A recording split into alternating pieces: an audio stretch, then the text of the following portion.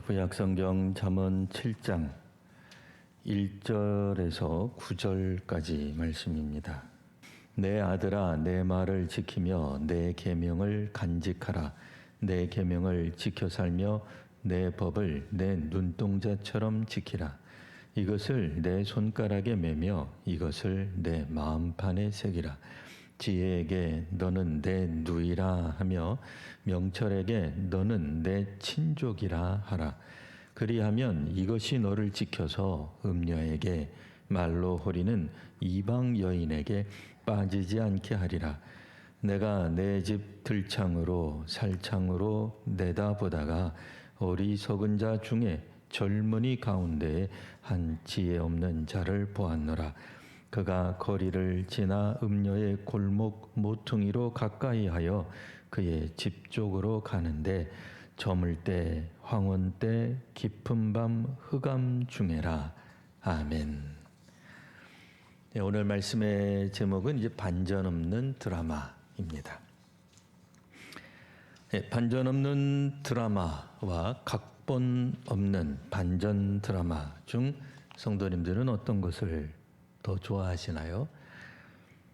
첫 회만 봐도 등장인물 성격 파악도 되고 또 다음 내용이 어떻게 전개가 될지 마치 내가 작가라도 되듯이 다 맞출 수 있을 것 같은 그런 드라마 좋아하는 분들이 있겠습니다. 반면 도대체 다음 장면 상상이 안 되고 빠른 전개에 더해서 상상도 못했던 반전들이 연속해서 전개되는 그런 드라마도 있습니다. 오늘 잠언 내용에서 우리가 읽은 본문 말씀은 이 다음에 무슨 일이 벌어질지 뻔히 예상되는 그런 드라마 같은 내용이 나오고 있습니다. 우선 처음에는 영적 스승의 당부가 나옵니다. 1절 내 아들아 내 말을 지키며 내 계명을 간직하라. 2절 내 계명을 지켜 살며 내 법을 내 눈동자처럼 지키라. 3절 이것을 내 손가락에 매며 이것을 내 마음판에 새기라. 1절에 나오는 이 내 아들아, 이 아들이라고 나왔다고 해서 부모 자녀 간에만 사용하는 그런 단어는 아닙니다. 물론 우리나라에서는 이제 부모 자녀 간에 사용하는 말이죠. 그러나 이제 성경에서 사용되었던 이제 우리말로는 아들로 번역되어 있긴 합니다만 이 성경 시대, 그러니까 구약 성경 시대에 이 단어 우리 한국어로는 아들이라고 번역되어 있긴 합니다만 이 단어가 쓰여질 때는 부모를 포함해서 넓은 의미로 영적 스승이 혹은 그 어떤 존재가 자녀가 되었든 제자가 되었든 후배든 혹은 국민들에게 인생을 살아갈 때 중요한 교훈을 주는 어떤 그런 사람, 그런 위치에 있는 사람이 쓰는 표현입니다. 그리고 이제 계속해서 이런 얘기를 하는 거죠. 우리처럼 말을 한다면, 우리 한국 사람처럼 말을 한다면, 자, 지금부터 내가 하는 말을 잘 들어라. 자, 우리 집 가훈이다. 이 가훈이 생긴 유래는 하고 말해주는 것과 유사한 겁니다. 오늘 본문이. 물론 이제 어떤 사람들의 입장에서는 이런 종류의 이야기들, 특별히 부모님, 그 중에서도 아버지랑 사이가 좋았던 경험이 이제 흔치 않은 그런 사람들이라면 별로 듣고 싶지 않아. 처음서부터 귀를 막을 거예요. 하지만 영적인 스승, 어떤 그런 존재가 말을 하는 거다. 이건 좀 다른 얘기죠.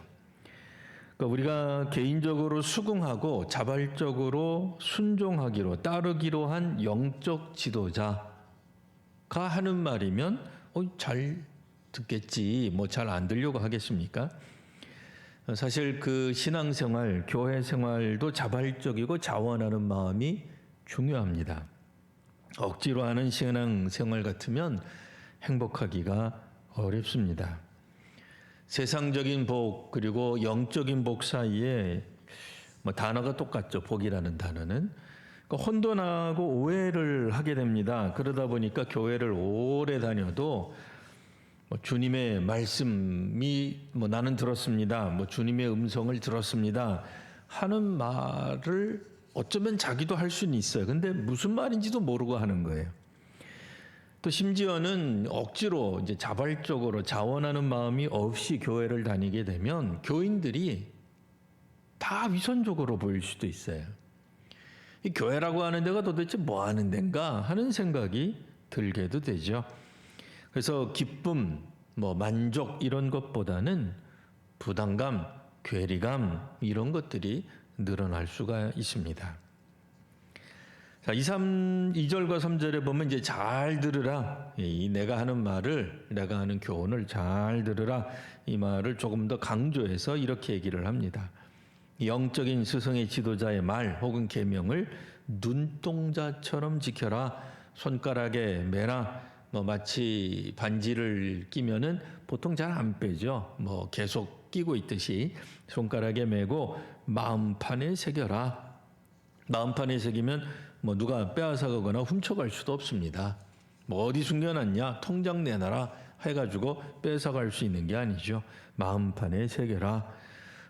아주 뭐 이 말씀을 소중히 여기고 귀중하게 여기고 남들이 빼앗을 수 없는 곳에 잘 간직해 두어라, 이런 말이 되겠습니다. 그러면 도대체 스승이 하는 말, 계명의 내용은 뭐겠습니까? 4절과 5절에 나옵니다. 4절부터 보시면, 자, 지혜에게 너는 내 누이라 하며 명철에게 너는 내 친족이라 하라. 5절 그리하면 이것이 너를 지켜서 음녀에게 말로 호리는 이방 여인에게 빠지지 않게 하리라. 지혜에게 너는 내 누이라 하라, 이렇게 얘기를 했죠. 우리말의 누이라고 하는 말은 여자 형제를 말하는 것입니다. 그러니 이제 지혜와 명철을 가족으로 삼아라. 또 뭐 4절에도 보면 친족이라는 표현이 나오죠. 그러면 이제 친인척이 되라는 얘기인데, 사실 친인척이 되려면 결혼을 하든지 뭐 혈연 관계가 돼야 친인척이 되는 겁니다. 근데 오늘날에는 그 친인척보다는 이웃사촌이 더 가까운 경우도 있어요. 그래서 친인척 그러면 어떤 사람들은 이건 가까운 관계가 아닌 것처럼 생각하는 경우도 있습니다. 또 실제로 다른 성경 번역에 보면 4절을 그래서 다음과 같이 지금처럼 이제 번역을 다르게 해서 이렇게 말을 합니다. 지혜를 내 신부로 삼고 명철을 이제 슬기라고 번역을 했습니다. 슬기를 내 애인이라 사랑하는 사람이라고 불러라. 이렇게 번역을 했습니다. 4절에서 말하는 누이라 하라, 친족이라 하라 라고 하는 말은 사실은 신부로 삼고 결혼하고 내 애인으로 삼아라. 그러니까 이건 뭐 여자친구, 뭐 남자친구 정도가 아니라 정말로 사랑하는 사람. 그러니까 여기서는 이제 사실은 혼인한 사이 부부가 되거라, 이 말입니다. 이렇게 이제 4절에서는 지혜라고 하는 것을 사람처럼 표현을 했습니다. 이걸 이제 의인화했다 이렇게 말을 하죠. 사람인 것처럼, 사람은 아닌데 사람처럼 묘사를 표현을 한 겁니다. 그래서 결혼하는 어떤 배우자, 결혼한 대상자로 표현하라, 뭐 이렇게 이제 되어 있습니다.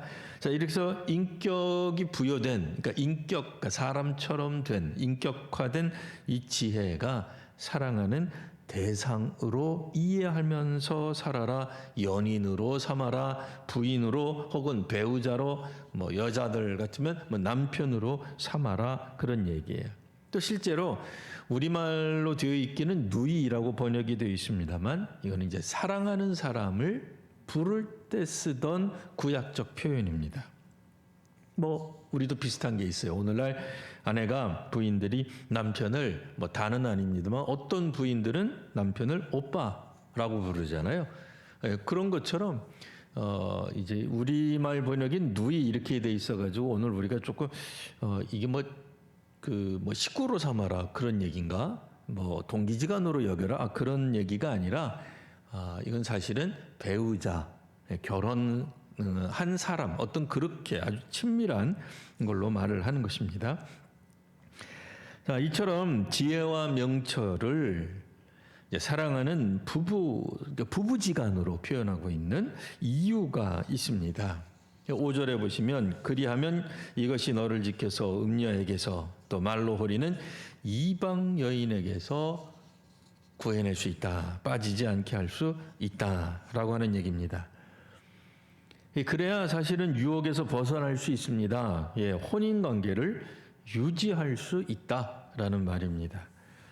지혜와 명철, 우리가 아시는 바와 같이 하나님을 경외하는 삶에서 벗어나지 않을 수 있게 된다라는 뜻입니다. 유혹이 사람들에게 오게 되면 이제 이런 의문들을 갖게 됩니다. 일평생 하나님 경외하면서 살아가라고, 이게 이제 지혜와 명철의 내용이잖아요. 일평생 하나님만 섬기며 살아가라는 이 가르침에 의문을 갖게 하는 게 유혹이에요. 사람들이 이렇게 생각하는 겁니다. 인생 뭐 있나? 뭐 그까짓 건 뭐 죽으면 끝 아니냐? 다 없어지는 건데. 뭐 누군들 뭐 사후세계 가봤나? 뭐 내가 뭐 언제 악하게 살았다고 요령은 피웠지만, 내 아무리 평생 교회를 다녀도 기도해도 하나님 본 적도 없고 신의 음성이 내게 들리지도 않았는데, 뭐 이런 생각을 할 수 있잖아요. 뭐 살다가 보면은 이 신앙과 관련되어서 수많은 질문들이 생깁니다. 어떤 사람들은 이런 질문들을 통해서 도리어 영적 탐구에 더 매진하는 사람들도 있어요. 내가 이렇게 믿어서야 되겠느냐, 이런 질문이 들었지만 정말 이 2000년간 기독교가 내려올 때 그들이 가지고 있는 어떤 종교적인 힘이 뭘까? 그러니까 2000년 전 사람들도 나 같은 이런 고민들을 했을 텐데 하면서 오히려 더 영적인 것들에 더 관심 갖는 사람들도 있지만, 신앙에서 멀어지거나 중도에 포기하는 사람들도 종종 있습니다. 자, 그러니 이 지혜자가, 영적인 권면자가 뭐라고 얘기를 하겠어요? 내 말과 계명을 잘 듣고 간직해야 된다라고 권면을 하는 겁니다. 그리고는 이제 한 이야기를 이제 들려줍니다. 듣자마자 이 이야기가 어떻게 흘러갈지 결론이 뻔히 보이는 이 반전 없는 드라마 같은 이야기를 이제 하나 소개를 합니다. 자, 이야기 속 첫 번째 등장인물, 집안에 있습니다. 이 잠언을 말하고 있는 그 사람이긴 합니다만, 이 사람도 이제 등장을 하죠. 그 이야기 속에서. 집안에서 창가에 앉아서 혹은 서서 어떤 이제 바깥을 이렇게 이제 내려다보는 거예요. 아주 근데 자세히 보는데 누가 눈에 탁 띄입니다. 그래서 이제 두 번째 등장하게 되는 새롭게 등장한 이 창밖의 인물, 이 7절에 보면 어리석은 자, 젊은이, 한 지혜 없는 사람, 뭐 이렇게 이제 묘사가 되어 있습니다.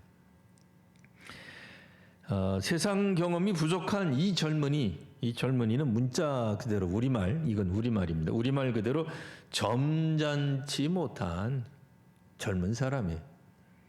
여러분, 점잖다라는 말 무슨 뜻인지 아시죠? 젊지 않다라는 뜻이에요.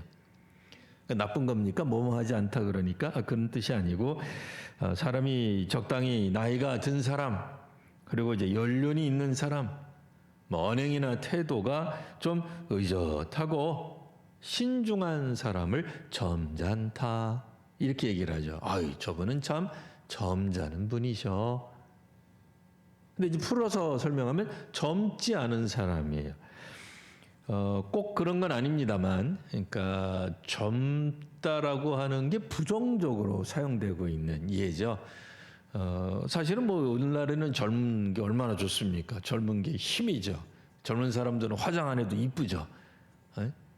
그래서 젊으면 생기가 있고 청년이고 미래고 굉장히 밝고 내일의 주역이라는 하는 뭐 그런 이미지가 훨씬 더 요즘은 많이 사용되고 있습니다만, 우리말에는 점잖다, 그러니까 정말 신중한 사람, 점잖은 사람, 반대로는 젊은 사람은 신중하지 못한, 왜냐하면 세상 경험이 아직은 부족하기 때문에 라는 뜻이 되게 되는 겁니다.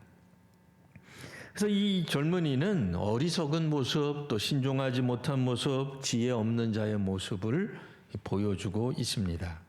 그러니까 이제 이 본문에 따르면 지혜라는 부인이 없는 거죠. 지혜라는 애인이 없는 거예요. 그 지혜와 결혼하지 못한 그런 존재가 바로 젊은이가 되는 겁니다. 이 이야기에 따르면 집 밖에 멀리 있는 그를 누군가가 첫 번째 등장한 인물이 보고는 그 사람은 어리석고 지혜도 없고 젊은 사람이야. 이렇게 이제 3종 세트가 한꺼번에 파악이 되죠. 이게 어떻게 파악할 수 있을까요? 정말 멀리 있는데 이 이야기지만 8절에 보면 그가 거리를 지나 음녀의 골목 모퉁이로 가까이 하여 그의 집 쪽으로 갑니다. 9절에는 그때가 어느 때냐? 저물 때, 황혼 때, 깊은 밤 흑암 중에 가더라. 이렇게 이제 묘사가 돼 있어요. 이 지혜가 부족한, 이게 마음이 부족한 이 젊은이는 성경상에서는 이제 이방 여인.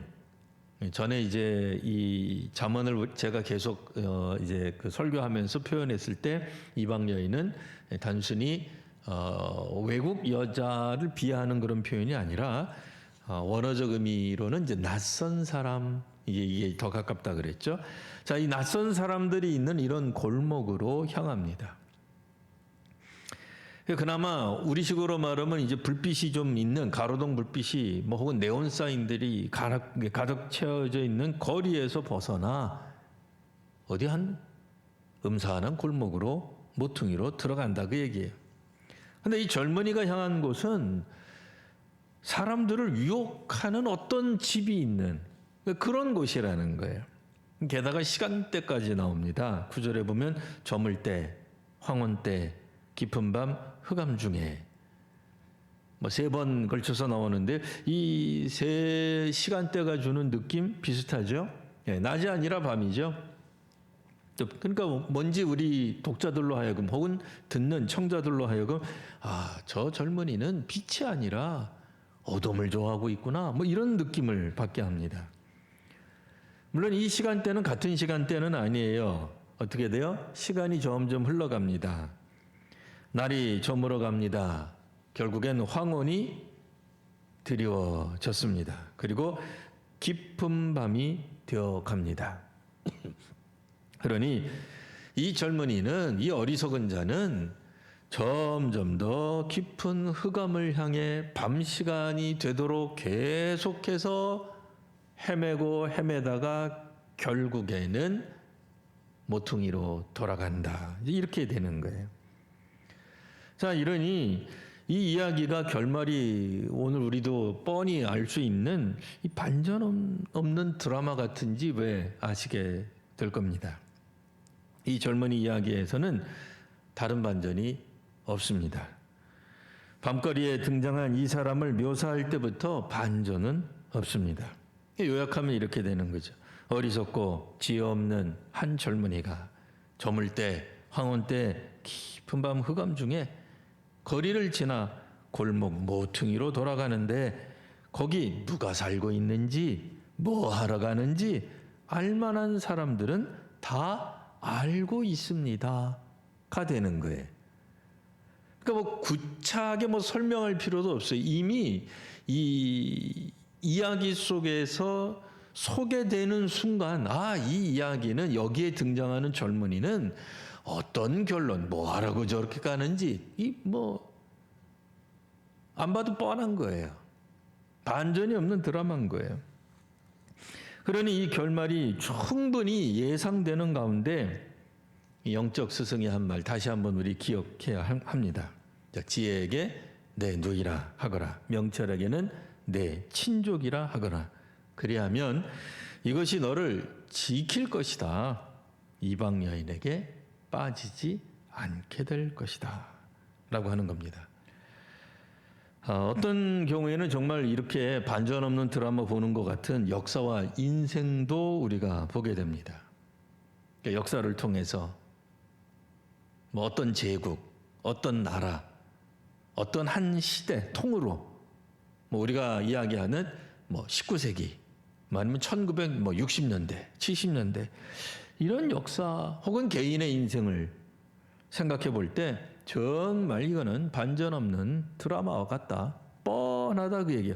아니나 다를까 결국엔 그들이 그 결론으로 치달았다라고 말할 만한 역사와 인생도 우리가 보게 됩니다.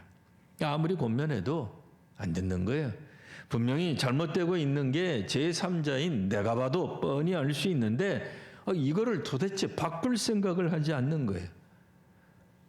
아무리 영적인 스승이 권면을 해도 위대한 인물들이 이야기를 해도 뭐 솔로몬 같은 이가 이야기를 해도 안 들어요. 뭐 지혜의 상징 솔로몬 우리가 그렇게 다 인정하잖아요. 아무리 인정하면 무슨 소용이 있어요. 아무리 유능하고 아무리 공부 잘하고 아무리 지혜로운 사람이 말을 해도 안 듣는 사람은 안 듣는다 그 얘기예요. 뭐 그렇다고 해서 우리가 포기할 수 있는 것도 아니죠. 그런 의미에서 오늘 이 잠언은 영적인 스승이 아들이라고 말할 수 있는 제자 혹은 진짜 아들일 수도 있죠. 후배들 혹은 국민들, 백성들을 향해서 자신이 경험한 바에 따르는 그 지혜를 축약해서 요약해서 이야기해주고 있는 것입니다. 먼저 하나님을 경험한 우리 잠언의 스승처럼 나오는 우리 한국교회 또 우리 성도님들 어쩌면 우리도 제2, 제3의 이 잠언의 스승 같은 사람이 되는 겁니다. 왜냐하면 우리가 먼저 하나님을 경험했기 때문에 그렇습니다. 물론 우리보다도 먼저 선배님들이 있어 왔지만 이제는 소위 말하는 우리가 기성세대고 우리가 스승인 거예요. 우리 위에는 몇 분 남아 계시지도 않아요.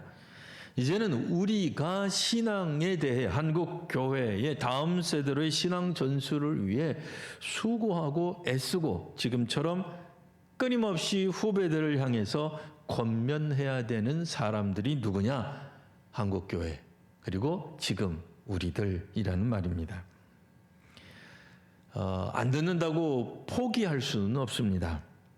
그리고 우리가 인생 살아온 경험을 통해서 어떻게 하면 어떻게 살아가다 보면 저렇게 망할 수 있는지를 우리는 알고 있는 거예요. 그 삶의 경험을 후손들에게, 후배들에게 또 지금 시대의 젊은이들에게 말할 사명이 있는 것입니다. 선교적 교회로서의 사명을 이처럼 감당하는 우리 한국교회 그리고 우리 성도님들이 되시기를 바랍니다. 기도하겠습니다. 아버지 하나님, 영적인 스승이요 아버지요 또 지도자가 이렇게 아픈 마음을 가지고 후배들에게 제자들에게 백성들에게 외칩니다. 지혜와 명철을 사랑하거라. 지혜와 명철을 붙잡고 있어라. 지혜와 명철은 너에게 있어서 마치 배우자와 같은 존재다. 이처럼 이렇게 힘있게 이야기해도 듣지 않는 사람들 또 듣지 않는 역사들이 있어 왔습니다. 하나님 오늘 믿음의 사람들에게 특별히 우리 한국교회에 선교적 사명을 더하여 주셨사오니 저희가 있는 그 자리에서 복음을 증언하게 하시며 하나님을 경외하는 삶을 살아가도록 촉구하며 권면하는 저희들이 되게 하여 주옵소서. 다시 한번 하나님의 말씀이 새롭게 저희들의 귀에 들리게 하시고 복음으로 살아가는 오늘 저희가 되게 하옵소서. 거룩하신 우리 구주 예수님 이름으로 기도드리옵나이다. 아멘.